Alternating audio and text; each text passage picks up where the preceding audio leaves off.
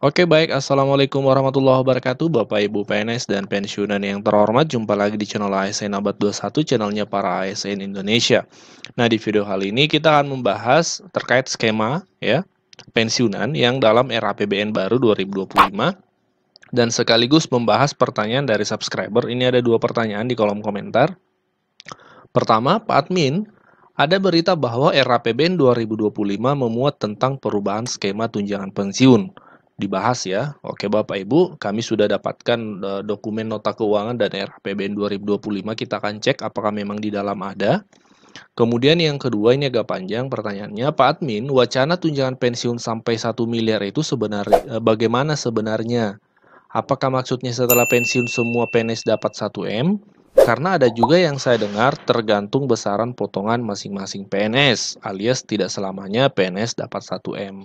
Nah, memang Bapak Ibu ya, wacana 1M ini sebenarnya sudah ramai beberapa tahun terakhir, dan ini memang perlu dipahami seperti apa maksudnya Bapak Ibu ya. Oke, disimak sampai tuntas, kita akan bahas lengkap. Kalau kita buka media nasional, di sini di CNBC disebutkan ya tentang pensiunan yang sampai 1 miliar, bahkan di Detik Finance juga menilik ide uang pensiun tembus 1 miliar. Kemudian dari media-media nasional yang lain ya, termasuk dari Tempo juga ada ya.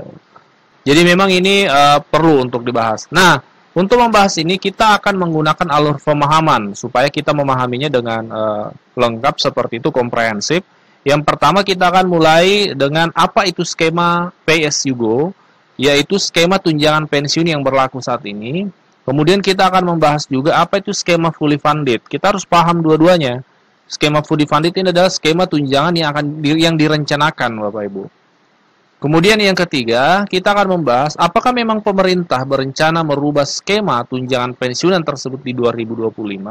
Dan yang terakhir kita akan jawab, apakah lantas perubahan skema tersebut langsung berlaku di tahun 2025?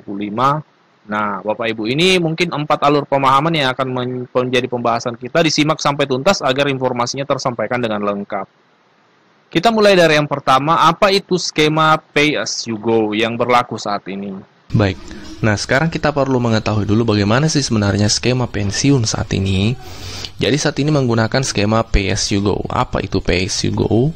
Yaitu intinya seperti ini, gaji PNS itu dipotong sekitar 4,75% ditambah dengan dana dari APBN. Jadi ini yang dipotong dari gaji PNS. Tapi gaji PNS yang dipotong ini adalah hanya berdasarkan gaji pokoknya saja, gaji pokok dari setiap PNS, tidak termasuk tunjangan-tunjangan yang lain, misalnya tunjangan kinerja dan lain sebagainya. Ya, dari gaji pokok. Sekali lagi ditandai di sini dipotong berdasarkan gaji pokoknya saja. Nah, ini yang menyebabkan selama ini gaji pensiun itu relatif kecil ya, relatif kecil. Nah, itu tadi Bapak Ibu ya, penjelasan ringkas terkait skema Pay As You Go. Silahkan ditambahkan atau mungkin dikoreksi jika ada yang keliru. Sekarang kita melanjut ke apa itu skema fully funded yang direncanakan oleh pemerintah. Sebenarnya ini rencana sudah muncul beberapa tahun terakhir ya. Oke, kita akan bahas ini. Nah, ke depan pemerintah rencananya adalah menerapkan skema fully funded.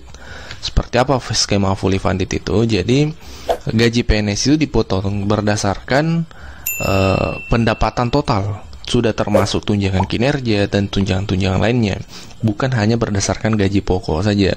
Dan adapun persentasenya itu tergantung dari PNS yang bersangkutan. Misalnya dia sepakat dipotong 10% dari gajinya, itu bisa saja. Jadi semakin tinggi potongannya, maka semakin tinggi tabungan dari PNS tersebut yang akan diterima nanti di akhir masa baktinya, seperti itu. Misalnya, anggaplah PNS itu sepakat dipotong per bulan 1 juta atau bahkan 2 juta, tergantung tentunya jabatan dan pendapatannya. Karena semakin tinggi jabatan, maka semakin tinggi tentu pendapatan yang diperoleh oleh PNS tersebut. Nah, ini skema ini bisa membuat PNS mendapat pensiun yang lebih besar, karena tidak hanya mentok di 4,75% tadi, tapi bisa lebih daripada itu, tergantung kesepakatan PNS itu tersendiri. Dan bukan hanya itu, kita lanjut lagi, kita simulasi ya supaya lebih mudah memahami. dengan skema fully funded. Ya, misalnya total pendapatan seorang PNS atau P3K ini sebagai contoh saja, itu kisaran 7 juta rupiah. Sudah termasuk, ini bukan hanya gaji pokok, tapi sudah termasuk tunjangan kinerja dan lain sebagainya. Nah, PNS tersebut sepakat dipotong 1 juta per bulan. 1 juta per bulan. Ini sebenarnya bukan dipotong, tapi ditabung di PT Taspen setiap bulannya 1 juta rupiah. Nah, dana tersebut akan dikelola oleh Taspen, sehingga nantinya PNS itu di akhir masa baktinya menerima tabungan selama dipotong per bulan itu plus bunga dari dana tersebut, karena dana tersebut akan dikelola oleh PT Taspen dengan berbagai cara, sehingga PNS tersebut bukan hanya mendapatkan tabungannya, tapi juga plus bunga dari hasil pengelolaan dana tabungan tersebut. Nah, dari sinilah yang memungkinkan PNS bisa menerima 1 miliar rupiah. Tapi ini 1 miliar ini adalah angka tertinggi ya. Jadi bukan berarti semua dapat 1M, tidak. Tergantung nanti sejauh mana atau sebesar apa potongan setiap bulannya dari PNS. Tentu semakin tinggi potongannya, maka semakin besar juga nanti akumulasi tabungannya, dan semakin besar juga bunga nanti yang akan didapatkan, seperti itu.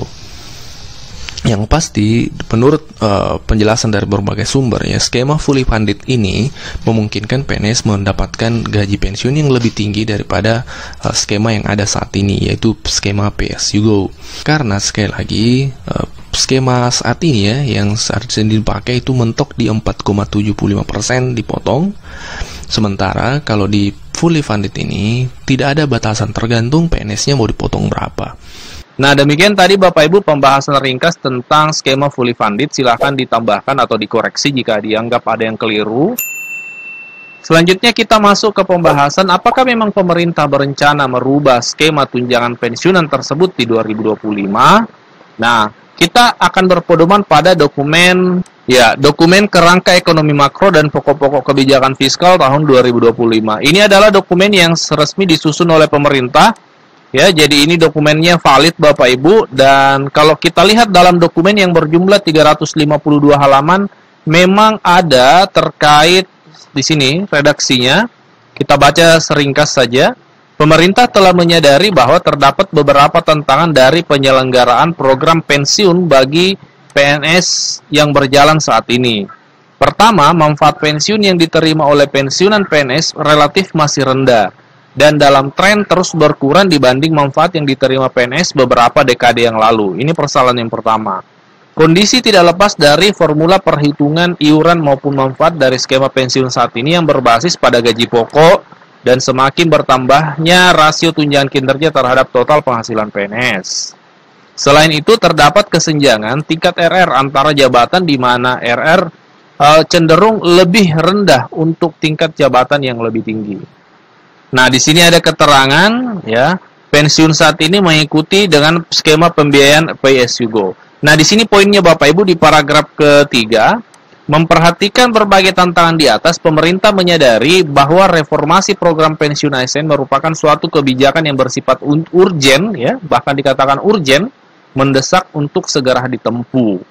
Secara garis besar, arah reformasi program pensiun bagi ASN ke depan akan terbagi ke dalam 2 kelompok besar, yaitu perubahan skema program pensiun untuk PNS existing. Jadi memang ada rencana perubahan skema Bapak Ibu ya di dokumen ini. Kemudian yang kedua, pengembangan program baru untuk PNS baru dan P3K. Dan memang ada direncanakan di sini perubahan skema program untuk PNS existing yang. Nah, jadi pertanyaan ketiga terjawab kalau kita lihat dokumen kerangka ekonomi makro tadi, memang ada rencana untuk merubah skema. Pertanyaan keempat adalah, apakah lantas perubahan skema tersebut langsung berlaku di 2025? Jawabannya adalah berlaku jika sudah ada payung hukumnya. Karena sejauh ini hingga hari ini, payung hukum secara resmi yang ditetapkan pemerintah terkait perubahan skema itu belum ada Bapak Ibu. Dan wacana ini sudah muncul beberapa tahun terakhir. Kalau ditanyakan terkait rencana, memang secara tertulis dalam dokumen kerangka ekonomi makro 2025 memang ada tadi disebutkan urgen untuk merubah skema. Tapi lagi-lagi payung hukumnya belum. Nah, kita tunggu 2025, bisa jadi pembahasannya sudah akan diintenskan, dan bisa jadi akan dilanjutkan ke aplikasi atau penerapannya melalui sebuah payung hukum, apakah itu peraturan pemerintah atau regulasi-regulasi yang lain, Bapak Ibu. Seperti itu ya. Jadi sampai saat ini masih statusnya perencanaan dari pihak pemerintah. Ini yang perlu kita pahami. Jadi perlu hati-hati dalam mendapatkan informasi, jangan dianggap skema ini langsung semua pensiunan mendapat 1 miliar. Nah, itu keliru besar Bapak Ibu. Bukan begitu arah pembahasannya, bukan begitu arah kebijakannya. Silahkan dikoreksi jika ada yang keliru, silahkan ditambahkan jika ada yang kurang Bapak Ibu. Demikian pembahasan ringkas kita hari ini, semoga bermanfaat, semoga ini mencerahkan. Kami sudah coba riset yang kami bisa sesuai dengan pertanyaan dari Bapak Ibu, karena memang hal ini perlu untuk kita bahas, perlu kita untuk pahami sama-sama Bapak Ibu. Kita jumpa di video berikutnya, kita sharing diskusi di kolom komentar. Wassalamualaikum warahmatullahi wabarakatuh.